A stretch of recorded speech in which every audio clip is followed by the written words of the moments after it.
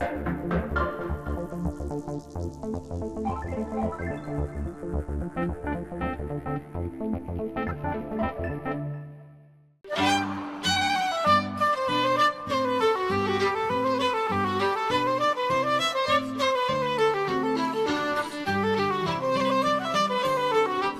evening and welcome to the programme. I'm in the old rectory here in Edgeworthstown, or Mostrim, the town with two names, and with me is Matt Farrell, who's going to tell me a little bit about how the town came to have two names.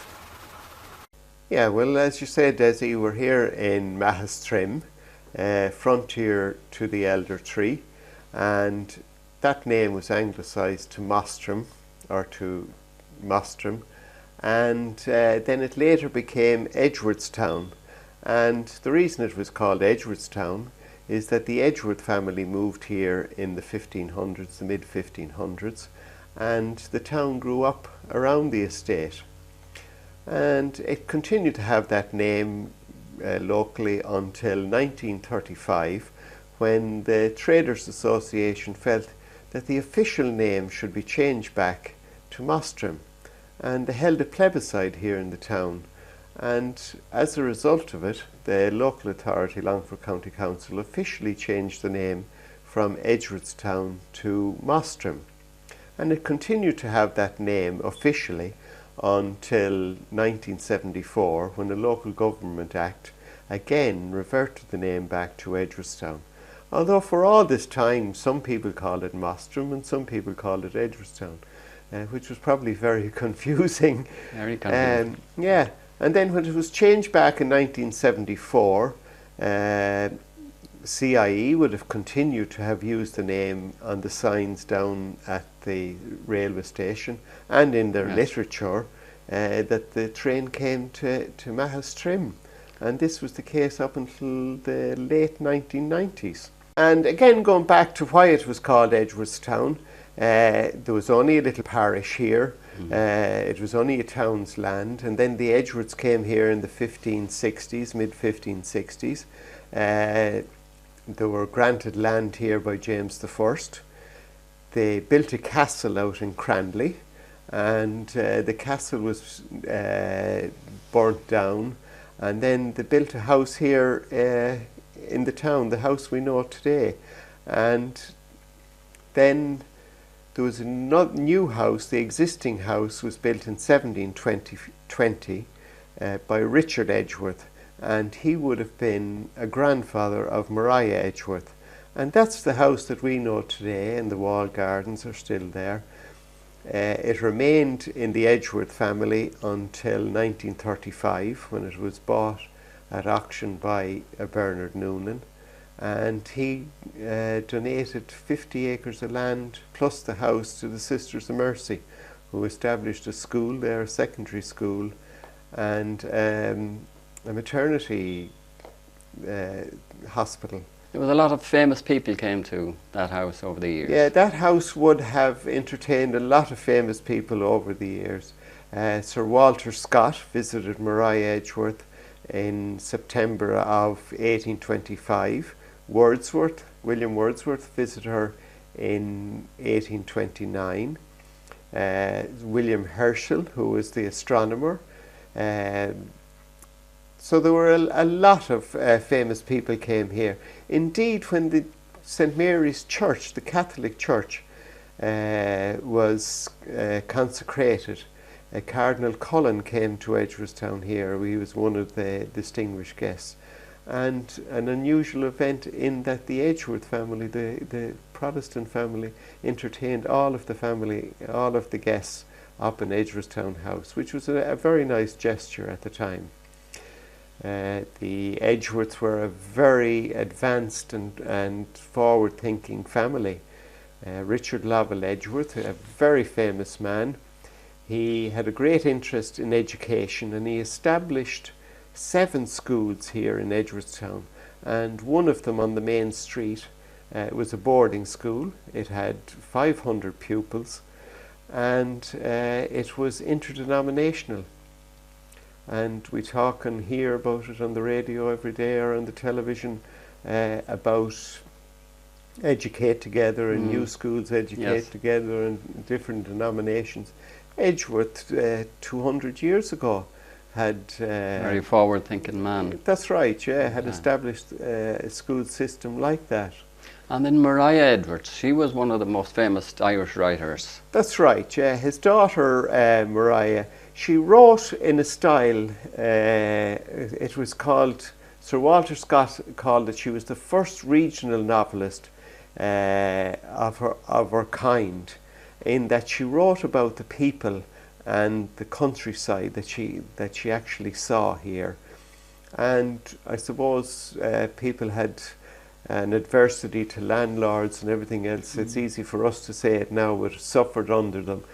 But Mariah Edgeworth, in her writings,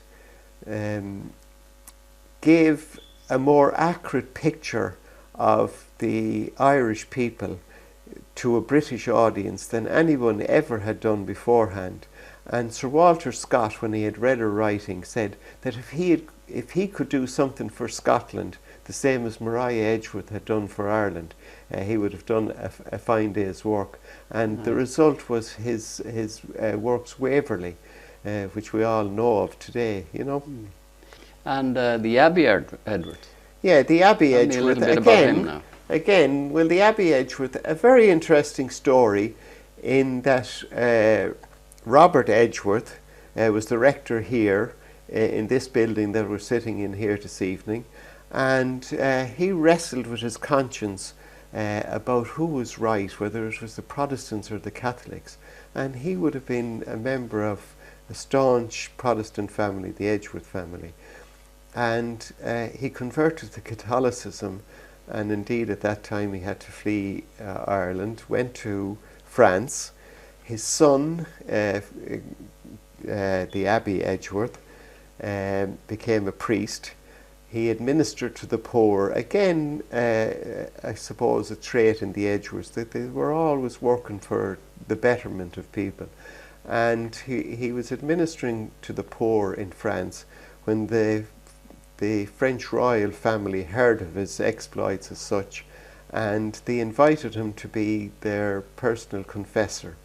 And the night before the king was executed, during the revolution, the guards summoned Edgeworth to spend the night with the king, to say his final mass, to hear his confession, and to accompany him on the journey the next morning to the guillotine, where he administered them the last rites.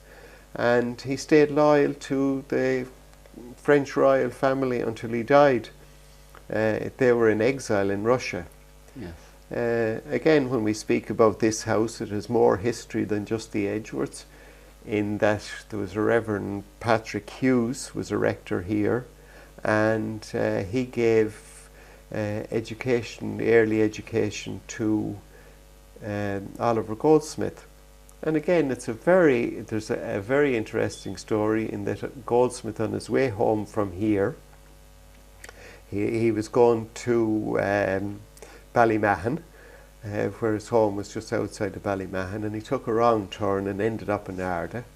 And he asked some of the wise guys in Ardagh where he'd get an inn for the night, and they sent him up to the big house, the Featherstone house, and Lady Featherstone answered the door, and he asked for accommodation, and she knew this seemingly had happened before, so she put him up for the night. And the next morning he went to settle his bill, and she told him that they had played a little trick on him.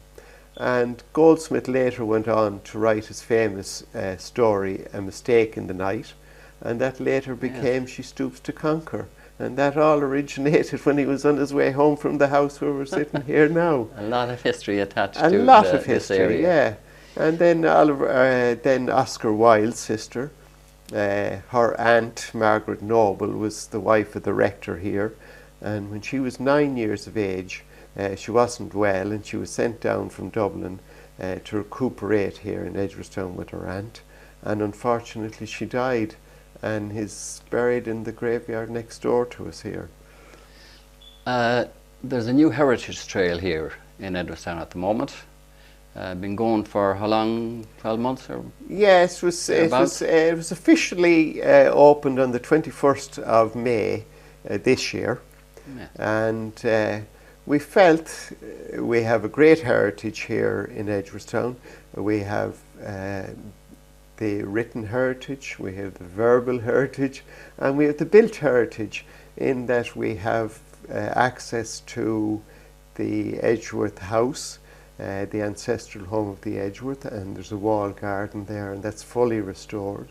And then we have the rectory here again, which is great history to it, and St John's Church. And then we have one of the oldest national schools in Ireland, built in 1840 out on the Ballymahan Road. So they're all of great still interest. in use today. And still in use today.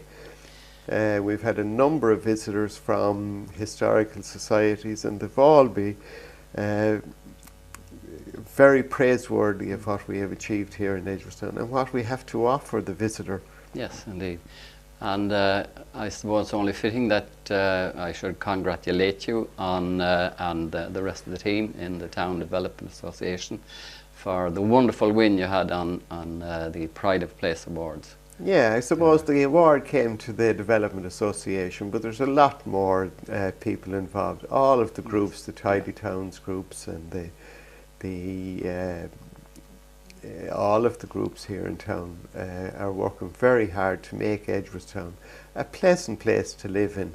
And we were nominated by Longford County Council under the Heritage, and we got a first special award for outstanding achievement in the field of local development. Wonderful. And it came after a long number of years of hard work, but it's nice to be recognised. Well, thank you for joining me, Matt. And that's all from the programme for tonight. Thank you to Matt Farrell for joining me. And it seems like Edgeworthstown is a very interesting place to go.